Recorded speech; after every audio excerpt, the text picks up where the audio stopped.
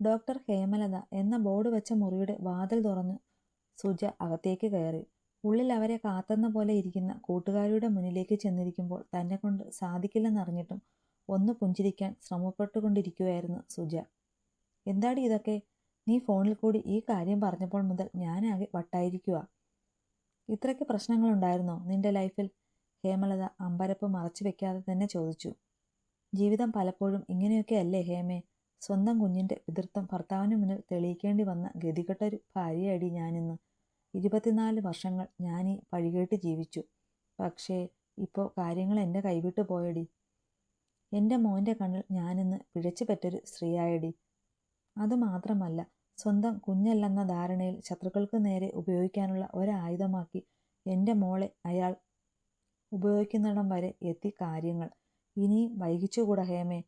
എൻ്റെ പരിശുദ്ധിയാണ് എനിക്കിതെൻ്റെ ഭർത്താവിൻ്റെ മുന്നിൽ തെളിയിക്കേണ്ടത്. അതിലെനിക്ക് വേദനയുണ്ട്. പക്ഷേ എൻ്റെ കുഞ്ഞുങ്ങൾക്ക് വേണ്ടി എനിക്കത് ചെയ്തേ മതിയാകൂ. എല്ലാം അവസാനിപ്പിക്കും മുമ്പ് എനിക്ക് അയാളെ ബോധ്യപ്പെടുത്തണം എൻ്റെ നിതമോൾ അയാളുടെ കുഞ്ഞു തന്നെയാണെന്ന്. അതുകൊണ്ട് ഈ കാര്യത്തിൽ നീ എന്നെ സഹായിച്ചേ പറ്റൂ. തൂവി തുടങ്ങിയ കണ്ണുകൾ അമർത്തി തുടച്ചുകൊണ്ട് സുജ പറഞ്ഞു നിർത്തി. സുജേ, ഞാനൊന്ന് ചോദിക്കട്ടെ? ഇപ്പോൾ പറഞ്ഞ ഈ അവസാനം കൊണ്ട് നീ ഉദ്ദേശിക്കുന്നതൊരു ഡിവോഴ്സ് ആണോ? ഹേമലതയുടെ ചോദ്യത്തിന് സുജയൊന്ന് പുഞ്ചിരിച്ചു. ആത്മനിന്ദയോടെയുള്ള ഒരു പുഞ്ചിരി. ഇനിയും ഇങ്ങനെ ആത്മാഭിമാനം പോലും പണയപ്പെടുത്തി അയാൾക്കൊപ്പം ജീവിക്കുന്നതിൽ അർത്ഥമില്ല ഹേമേ. ഒന്നും രണ്ടുമല്ല, 24 വർഷങ്ങൾ ഈ കളങ്കവും പേറി ഞാൻ ജീവിച്ചു. പക്ഷേ അപ്പോഴൊക്കെയും എന്നെ അപമാനിക്കുമെങ്കിലും മോളെ മാറ്റി നിർത്താതിരുന്നത് കൊണ്ട് തന്നെ ഉള്ളുകൊണ്ടവളെ അയാൾ അംഗീകരിച്ചിട്ടുണ്ടെന്നായിരുന്നു എൻ്റെ ധാരണ. പക്ഷേ ഇപ്പോൾ ഇനിയും വയ്യ ഹേമേ. ഒരു കളങ്കത്തിൻ്റെ ബാക്കി പാത്രമായി കരുതി എൻ്റെ മോളെ വെറുപ്പോടെ പകയോടെ നോക്കുന്ന അവളുടെ അച്ഛനെ കണ്ടു നിൽക്കാൻ വയ്യ എനിക്ക്. പക്ഷേ ഇനിയും ആ മനുഷ്യനൊപ്പം ഒരു ജീവിതത്തിനും എനിക്ക് കഴിയുമെന്ന് തോന്നുന്നില്ല. അതുകൊണ്ടെല്ലാം അവസാനിപ്പിക്കണം. അതിനു മുമ്പ് സത്യങ്ങൾ അയാളെ ബോധ്യപ്പെടുത്തണം.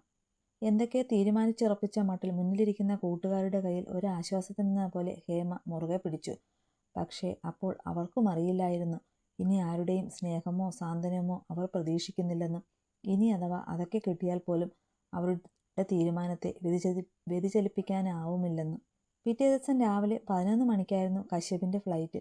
അവൻ എയർപോർട്ടിലിരിക്കുന്ന സമയത്തൊക്കെ ഫോണിൽ പവിയുടെയും ഉത്തരയുടെയും കോളുകൾ വന്നുകൊണ്ടേയിരിക്കുന്നുണ്ടായിരുന്നെങ്കിലും ആരോടും സംസാരിക്കാൻ താല്പര്യമില്ലാത്തതുപോലെ ഫോൺ സൈലൻറ്റിലിട്ട് ചെയറിൽ ചാരി കണ്ണുകളടച്ചിരിക്കുകയായിരുന്നു അവൻ ചെയ്തത്.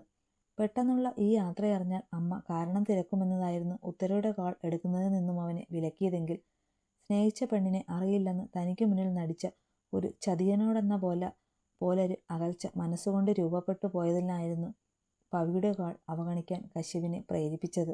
ഓഫീസിലിരുന്ന് വീണ്ടും വീണ്ടും കശ്യപിൻ്റെ ഫോണിലേക്ക് കോൾ ചെയ്തുകൊണ്ട് തന്നെ പവി ഇരിക്കുകയായിരുന്നു. പക്ഷേ ആദ്യമൊക്കെ റിങ് ചെയ്യുന്നുണ്ടായിരുന്നുവെങ്കിലും പിന്നീട് നോട്ട് റീച്ചബിൾ എന്ന മറുപടിയായിരുന്നു ഫോണിൻ്റെ മറുതലയ്ക്കിൽ നിന്ന് കിട്ടിയത്. കഫയുടെ ഒരൊഴിഞ്ഞ കോണിൽ ആരെയോ പ്രതീക്ഷിച്ചെന്ന പോലെ ഇരിക്കുകയായിരുന്നു നിത. കശ്യപിൻ്റെ ഫ്ലാറ്റിലേക്ക് താമസം മാറിയ ശേഷം അവൻ്റെ ഒപ്പമല്ലാതെ ആദ്യമായിട്ടായിരുന്നു അവളൊന്ന് പുറത്തിറങ്ങുന്നത് തന്നെ. നാളുകൾക്ക് ശേഷം സ്വാതന്ത്ര്യത്തോടെ പുറലോകത്തേക്കിറങ്ങിയതിൻ്റെ ആശ്വാസം അവളിൽ വലിയ തോതിൽ തന്നെ കാണുന്നുണ്ടായിരുന്നു. പുറത്തൊരു ഓട്ടോ വന്നു നിന്ന സൗണ്ട് കേട്ടുകൊണ്ടായിരുന്നു അതുവരെ ഫോണിൽ ശ്രദ്ധിച്ചിരിക്കുകയായിരുന്ന നിത മുഖമുയർത്തി അവിടേക്ക് നോക്കിയത്. ഓട്ടോയിൽ നിന്ന് പമ്മി പുറത്തേക്ക് ഇറങ്ങുന്നതും ചാർജ് കൊടുത്തിട്ട് അകത്തേക്ക് കയറി വരുന്നത് കണ്ടതും അവളുടെ ചുടികളിലൊരു നേർത്ത പുഞ്ചിരി മിന്നി. ചുറ്റുപാടും കണ്ണുകൾ കൊണ്ട് പരതി തന്നെ തിരക്കി വരുന്നവളുടെ ശ്രദ്ധയാകർഷിക്കാനായി നിത കൈ ഉയർത്തി അവളെ വിളിച്ചു. നാളുകൾക്ക് ശേഷം കൂട്ടുകാരിയെ കണ്ടതിൻ്റെ സന്തോഷം അവളുടെ കണ്ണുകളിലും തെളിഞ്ഞു കാണാമായിരുന്നു. എടീ, അരികിലേക്ക് ഓടി വന്നവളെ ചേർത്ത് പിടിച്ചുകൊണ്ട് പമ്മയെ വിളിച്ചു. എത്ര ദിവസമായടാ ഒന്ന് കണ്ടിട്ട്? നിത സന്തോഷത്തോടെ പറഞ്ഞതും പമ്മി അവളെ കൂർപ്പിച്ചു നോക്കി. അതിന് ഞാനാണോ ഫോൺ ഓഫാക്കി വെച്ച് അജ്ഞാതവാസത്തിന് പോയത്? എൻ്റെ അപ്പോഴത്തെ അവസ്ഥ അതായിരുന്നടി. ഒട്ടും പ്രതീക്ഷിക്കാതെ ഒരുത്തൻ്റെ, അതും ഞങ്ങളുടെ കുടുംബത്തിൻ്റെ മുഴുവൻ ശത്രുവായ ഒരുത്തൻ്റെ താലി കഴുത്തിലേറ്റി വാങ്ങേണ്ടി വരികയും ലീഗലി അയാളുടെ ഭാര്യയാകേണ്ടി വരികയും ചെയ്ത എൻ്റെ മാനസികാവസ്ഥ നീ ഒന്ന് ഓർത്തു നോക്ക്. നിന്നെ മാത്രമല്ല, എൻ്റെ വീട്ടിലോട്ട് പോലും ഒന്ന് വിളിക്കാനോ ഈ ഫോണ് ഒന്ന് ഓൺ ചെയ്യാനോ പോലും കഴിയുന്ന ഒരവസ്ഥയിലായിരുന്നില്ല ഞാൻ. അല്ലെങ്കിൽ അങ്ങനെയൊന്നും ഞാൻ ചിന്തിക്കുക കൂടി ചെയ്തില്ല ഈ ദിവസങ്ങളിലൊന്നും. വിഷാദഭാവത്തിൽ മുന്നിലിരുന്ന് പറയുന്നവളെ പമ്മി അലിവോടെ നോക്കി. പരിചയപ്പെട്ട നാൾ മുതൽ ഒരു കിളിക്കാമ്പെട്ടി പെണ്ണായി ഒപ്പമുണ്ടായിരുന്നവളാണ് ഇന്ന് സർവ്വതും നശിച്ചവളെ പോലെ തീവ്രമായ നിരാശയുടെ പിടിയിലകപ്പെട്ടിരിക്കുന്നതെന്ന് അവൾക്ക് വിശ്വസിക്കാൻ പോലും സാധിക്കുന്നുണ്ടായിരുന്നില്ല. പക്ഷേ ഇതൊക്കെ നീ സ്വയം വരുത്തി വെച്ചതാണെന്നേ ഞാൻ പറയൂ നിത. പെട്ടെന്നുള്ള പമ്മിയുടെ പറച്ചിൽ കേട്ട് നിത ഞെട്ടിയിട്ടെന്ന പോലെ അവളെ തുറിച്ചു നോക്കി. പിന്നില്ലാതെ, നിന്നോട് ആരാടി പറഞ്ഞത് ആരും അറിയാതെ അയാളുടെ വീട്ടിലോട്ട് കയറി ചെല്ലാൻ? അതും ലോകത്തൊന്നും കേട്ടുകേൾവി പോലുമില്ലാത്തൊരു ത്യാഗവും. അതൊക്കെ പറഞ്ഞുകൊണ്ട് അങ്ങോട്ട് കയറി ചെല്ലുമ്പോൾ നിനക്ക് സ്വയം ഒരു നാണക്കേടും തോന്നിയില്ലേ നിത? കേട്ടിട്ട് തന്നെ എനിക്ക് മേല് പെരുക്കുന്നു. പമ്മി അസ്വസ്ഥതയോടെ പറഞ്ഞത് കേട്ട് സ്വയം നിന്ദിക്കും പോലൊരു പുഞ്ചിരി മാത്രമായിരുന്നു നിതയുടെ മറുപടി. എടി, കേൾക്കുന്നവരൊക്കെ നിന്നെപ്പോലെ എന്നെ കുറ്റപ്പെടുത്തുമായിരിക്കും. പക്ഷേ എൻ്റെ മുന്നിലിപ്പോൾ വേറെ വഴിയൊന്നും ഉണ്ടായിരുന്നില്ല. എൻ്റെ ശരീരം ഒഴിച്ചിട്ടാണ് അയാൾ എൻ്റെ അച്ഛനെ ഇത്രത്തോളം ദ്രോഹിക്കുന്നതെന്ന് പറഞ്ഞ് എൻ്റെ മുന്നിൽ നിന്ന് കണ്ണീരൊഴുക്കിയ എൻ്റെ അച്ഛൻ്റെ മുഖമോർക്കുമ്പോൾ ഇപ്പോഴും എൻ്റെ നെഞ്ചു പൊട്ടുക. ആ നേരത്ത് എൻ്റെ ഈ ശരീരത്തോട് പോലും എനിക്ക് വെറുപ്പ് തോന്നിപ്പോയിരുന്നു. ഇതൊന്ന് കത്തിച്ച് ചാമ്പലാക്കി കളയാനാ എനിക്കപ്പോൾ തോന്നിയത്. പക്ഷേ പിന്നെ പെട്ടെന്നുണ്ടായൊരു തോന്നലില്ല അങ്ങോട്ട് പോയത്. അയാളുടെ ആവശ്യം കഴിഞ്ഞാലുടൻ അയാൾ തൊട്ട എൻ്റെ ഈ വൃത്തികെട്ട ശരീരം നശിപ്പിച്ച് കളയുവാൻ തന്നെയായിരുന്നു തീരുമാനവും. കശ്യപനോടുള്ള പകയിൽ പല്ലുകൾ ഞെരിച്ച് ആഞ്ഞ് ശ്വാസം വലിച്ചുകൊണ്ട് പറയുന്നവളെ ആദ്യം കാണും പോലെ നോക്കിയിരിക്കുകയായിരുന്നു പമ്മി ആ നേരം. എന്നിട്ട് നിന്റെ കഴുത്തിൽ താലി കെട്ടി ഒരേ ബെഡിൽ കഴിഞ്ഞ് ഈ ദിവസങ്ങളിൽ എപ്പോഴെങ്കിലും നിന്റെ ശരീരം തേടി വന്നോ അയാള്? പമ്മി ചോദിച്ചപ്പോഴായിരുന്നു നിതയും അങ്ങനൊരു കാര്യത്തെക്കുറിച്ച് ഓർത്തതുപോലും. ശരിയാണ്, ഇന്നലെ മദ്യപിച്ചിട്ട് വന്നപ്പോൾ ഏതോ വാശി പോലെ തൻ്റെ അരികിലേക്ക് വന്നതല്ലാതെ ഈ ദിവസങ്ങളിലൊന്നും അയാൾ അതിന് ശ്രമിച്ചിട്ടേയില്ല. എത്രയും വേഗം അവിടുന്ന് രക്ഷപ്പെടാനുള്ള വെപ്രാളത്തിൽ താൻ അങ്ങോട്ട് അഭിമുഖീകരിച്ചപ്പോൾ പോലും അയാൾ ഒഴിഞ്ഞു മാറിയതേയുള്ളൂ. നിന്റെ ഈ ശരീരം എനിക്ക് വേണം നിതാര. പക്ഷേ ഇപ്പോഴല്ല. നിന്നെ ഈ കശ്യപ് മഹാദേവ് സ്വന്തമാക്കുമ്പോൾ നിന്റെ കഴുത്തിൽ ഞാൻ കെട്ടിയ താലിയും ഉണ്ടാവും. ഒരിക്കൽ അവൻ പറഞ്ഞ വാക്കുകൾ ഓർത്തെടുക്കെ അവളുടെ നെഞ്ചിടിപ്പേറി. അറിയാതെ കൈകൾ കഴുത്തിൽ പരുതിപ്പോയി. ഒരിക്കലും കശ്യപ് തന്നെ കളങ്കപ്പെടുത്താൻ ശ്രമിച്ചിട്ടില്ലല്ലോ എന്ന ഓർമ്മയിൽ അവൾ അറിയാതെ തല വിലങ്ങനെ ചലിപ്പിച്ചു. പിന്നെ നീ എന്ത് തേങ്ങയാടി ഈ പറയുന്നത്? നീ പറയും പോലെ അയാൾക്ക് നിന്റെ ശരീരം വേണമായിരുന്നെങ്കിൽ നിങ്ങൾ മാത്രമുള്ള ആ വീട്ടിൽ വെച്ച് എപ്പോൾ വേണമെങ്കിലും നിന്നെ പോലൊരു പെണ്ണിനെ സ്വന്തമാക്കാൻ അയാൾക്ക് കഴിയുമായിരുന്നു. അതും പോരാഞ്ഞിട്ട് നിയമപരമായിട്ട് പോലും നീ അയാളുടെ ഭാര്യയായിട്ട് കൂടിയും അയാൾ അതിന് ശ്രമിച്ചില്ല എങ്കിൽ നീ തന്നെ ഒന്ന് ആലോചിച്ച് നോക്കൂ. എടീ, പക്ഷെ അച്ഛൻ, നിന്റെ അച്ഛൻ്റെ തല. എടി പുല്ലേ, നീ ഇങ്ങനെ നിന്റെ അച്ഛൻ്റെ ഭാഗത്തു നിന്ന് തന്നെ ചിന്തിക്കാതെ കണ്ണ് തുറന്ന് ചുറ്റുപാടും കൂടിയൊന്ന് നോക്കുന്നിതാ. എനിക്ക് തോന്നുന്നത് നീ കാണാത്തതായിട്ട് അല്ലെങ്കിൽ കാണാൻ ശ്രമിക്കാത്തതായിട്ട് എന്തൊക്കെയോ ഉണ്ട്. അത് നീ കാണരുതെന്ന് നിർബന്ധമുള്ള ആരോ നിന്റെ കണ്ണ് കെട്ടിയേക്കുവാ. അമ്മയുടെ ഓരോ വാക്കുകളും കൂരമ്പ് പോലെ തൻ്റെ തലച്ചോറിലേക്ക് പാഞ്ഞു കയറുന്നത് നിത വേദനയോടെ അറിഞ്ഞു. ഉള്ളിൻ്റെ ഉള്ളിലിരുന്ന് ആരോ തനിക്ക് പിഴച്ചുപോയെന്ന് വിളിച്ചു പറയും പോലെ. സത്യവും മിഥ്യവും തിരിച്ചറിയാൻ കഴിയാതെ അവളിരുന്ന് ഒഴുകി. അല്ല, എന്നിട്ടിപ്പോൾ എന്തായി? പുള്ളി നിന്നെ തുറന്നു വിട്ടോ? അല്പനേരത്തെ മൗനത്തിനൊടുവിൽ പമ്മി ചോദിച്ചതും നിതയുടെ മുഖം കുനിഞ്ഞുപോയി. എന്താടി? ഇന്നലെ രാത്രി എനിക്ക് പൂർണ്ണമായും സ്വാതന്ത്ര്യം തന്നിട്ട് കശ്യപ് എങ്ങോട്ടോ പോയി. 1 വർഷം കഴിയുമ്പോൾ നിയമപരമായി എന്നെ സ്വതന്ത്രമാക്കിക്കൊള്ളാമെന്ന് പറഞ്ഞ് എൻ്റെ കഴുത്തിൽ കെട്ടിയ താലിയും അഴിച്ചെടുത്തു. അവൾ പതിഞ്ഞ സ്വരത്തിൽ പറഞ്ഞു. എന്തൊക്കെയാ നിതേ നിങ്ങൾ രണ്ടും കൂടി കാണിച്ചു കൂട്ടുന്നത്? ഒരു പെണ്ണിൻ്റെ കഴുത്തിൽ അണിയുന്ന താലിയൊക്കെ നിങ്ങൾക്ക് വെറും കുട്ടിക്കളിയാണോ? അല്ല, നിന്നെ ഇത്രയും ബലമായി സ്വന്തമാക്കിയ അങ്ങേര് ഇങ്ങനെയൊക്കെ പറഞ്ഞ് നിന്നെയും അവിടെ വിട്ടു പോകണമെങ്കിൽ പ്രശ്നം നിസ്സാരമല്ലല്ലോ. എന്താടി ഉണ്ടായത്? അത്, എടി, ഇന്നലെ കശ്യപ് കുടിച്ചിട്ട് വന്ന് ബലമായിട്ട് എന്നെ ആ ദേഷ്യത്തിൽ ഞാൻ എൻ്റെ മനസ്സിലുണ്ടായിരുന്നത് മുഴുവൻ തുറന്നു പറഞ്ഞു. നിതയൊരു കുറ്റവാളിയെ പോലെ പറഞ്ഞത് കേട്ട് പമ്മിയുടെ മുഖം കൂർത്തു. അതിനും വേണ്ടി എന്തുണ്ടായിരുന്നടി നിന്റെ മനസ്സിലുണ്ടായിരുന്നത്? അവൾ ദേഷ്യത്തിലെന്ന പോലെ ചോദിച്ചു. അത്, എടി, ഇത്രയും നാൾ ഞാൻ നിന്നോട് പോലും പറഞ്ഞിട്ടില്ലാത്തൊരു രഹസ്യമുണ്ട്. ഞാനൊരാളെ സ്നേഹിച്ചിരുന്നു. ആരെ? തൻ്റെ മുഖത്തേക്ക് നോക്കാനുള്ള ശക്തിയില്ലാത്തതുപോലെ കണ്ണുകൾ മുറുക്കിയടച്ച് ടേബിളിലിരുന്ന തൻ്റെ കൈപ്പത്തിയിൽ അമർത്തി പിടിച്ചുകൊണ്ട് പറഞ്ഞവളെ നോക്കി അമ്പരപ്പോടെയായിരുന്നു പമ്മിയുടെ ചോദ്യം. നിന്റെ പവിയേട്ടനെ. താൻ കേട്ടത് തെറ്റിപ്പോയോ എന്ന ഭാവത്തിൽ കണ്ണും വീഴ്ചിരുന്ന പമ്മിയിൽ നിന്നുമൊരു ശബ്ദം പുറത്തേക്ക് വന്നു. അതേടി, സത്യ. അന്ന് നിന്നിൽ നിന്നും ആ മനുഷ്യനെക്കുറിച്ച് അറിഞ്ഞപ്പോൾ മുതൽ എൻ്റെ മനസ്സിൽ പവിയേട്ടൻ മാത്രമേ ഉള്ളൂ. അതിന്നലെ ഞാൻ കശ്യപിനോടും തുറന്നു പറഞ്ഞു. അപ്പോഴാ. അവൾ പാതിയിൽ നിർത്തിയിട്ട് ഇരു കൈകളും കൂട്ടിപ്പിടിച്ച് അതിലേക്ക് നെറ്റി മുട്ടിച്ച് കുനിഞ്ഞിരുന്നു. തുടരെ തുടരെ തനിക്ക് മുന്നിൽ തുറക്കപ്പെട്ടിരിക്കുന്നത് രഹസ്യങ്ങളുടെ ഒരു ഘോഷയാത്ര തന്നെയാണല്ലോ എന്ന ചിന്തയിൽ മരവിച്ചിരിക്കുകയായിരുന്നു പമ്മി ആ നേരമൊക്കെയും.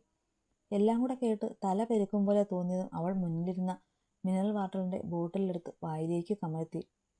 പവിയേട്ടനോട് ഇത്രയും സ്നേഹമുണ്ടായിരുന്നെങ്കിൽ പിന്നെ എന്തിനാടി നീ സ്വയം നശിച്ചുകൊണ്ട് അച്ഛനെ രക്ഷിക്കാനൊരുങ്ങി കശ്യപിൻ്റെ അടുത്തേക്ക് പോയത്?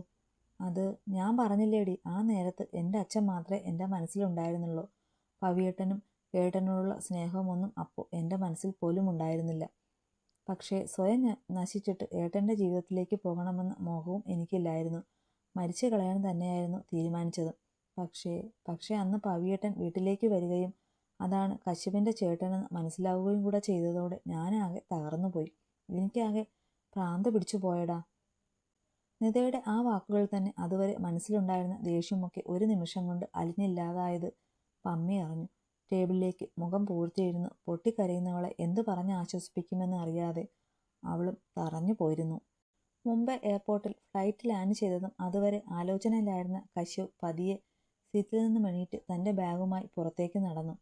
ഉള്ളിലെ നടപടിക്രമങ്ങളൊക്കെ പൂർത്തിയാക്കി അവൻ പുറത്തേക്ക് വരുമ്പോൾ നേരത്തെ വിളിച്ചു പറഞ്ഞതനുസരിച്ച് അവനെ പിക്ക് ചെയ്യാനായി സിദ്ധു കാത്തു നിൽക്കുന്നുണ്ടായിരുന്നു. ദൂരെ നിന്ന് അവനെ കണ്ടതും സിദ്ധു ഓടി അവൻ്റെ അടുത്തേക്ക് ചെന്നു. കാശി, എന്താടാ പെട്ടെന്ന് ഇങ്ങനെ ഒരു വരവ്? വിളിച്ചപ്പോൾ നീ കൂടുതലൊന്നും പറഞ്ഞതുമില്ലല്ലോ.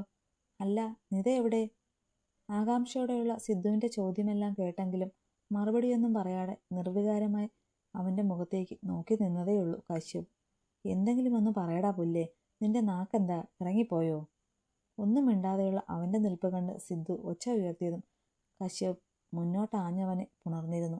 എന്താടാ, എന്തു പറ്റി?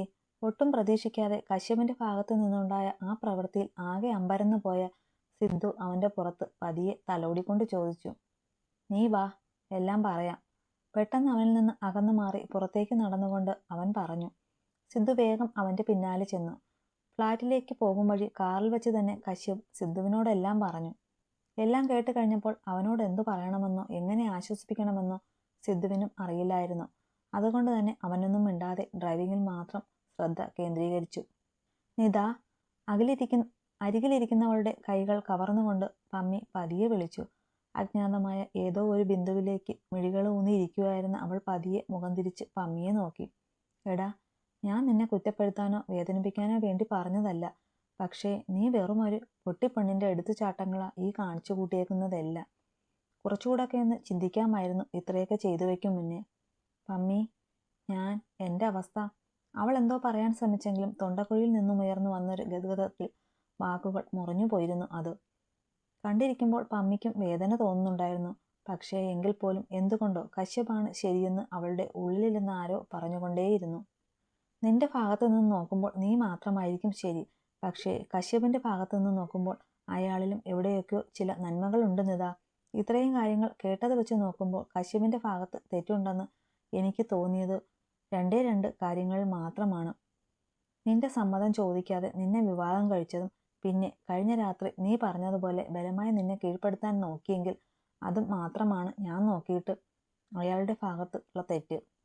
പക്ഷേ എന്തോ ഓർത്തിട്ടെന്ന പോലെ പമ്മി പാതിയിൽ നിർത്തിയപ്പോൾ നിതയും മുഖമുയർത്തി അവളെ നോക്കി. അല്ലടി, നീ ഇതൊക്കെ ചെയ്തു കൂട്ടിയത് നിന്റെ അച്ഛനെ രക്ഷിക്കാൻ വേണ്ടിയല്ലേ? എന്നിട്ട് നിന്നെ കാണാതായിട്ട് ഇത്രയും ദിവസമായിട്ടും അങ്ങേര് നിന്നെ ഒന്ന് അന്വേഷിക്കാത്തതിൻ്റെ കാരണം എന്താ?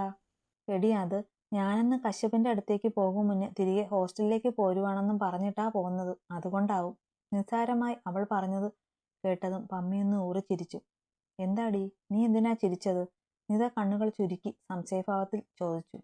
അല്ല, നീ ഹോസ്റ്റലിലാണെന്ന് വിചാരിക്കുന്നതിൽ തെറ്റൊന്നുമില്ല. പക്ഷേ ഇത്രയും ദിവസം തുടർച്ചയായി സ്വിച്ച് ഓഫ് ആയിരുന്ന നിന്റെ ഫോണും പുള്ളിക്കൊരു സംശയം തോന്നിപ്പിച്ചില്ലേ? അത് പമ്മിയുടെ ആ ചോദ്യത്തിനു മുന്നിൽ പകച്ചിരിക്കാൻ മാത്രമേ ആ നേരത്ത് നിതയ്ക്കാകുമായിരുന്നുള്ളൂ. ശരിയാണ്. ഫോൺ ഓൺ ചെയ്തപ്പോൾ അതിൽ കണ്ട ചില കോളുകൾക്കുമേൽ ഒരന്വേഷണം അച്ഛൻ്റെയോ നിതിൻ്റെയോ ഒന്നും ഭാഗത്തു നിന്നും ഉണ്ടായിട്ടില്ല ഈ ദിവസങ്ങളിലൊന്നും.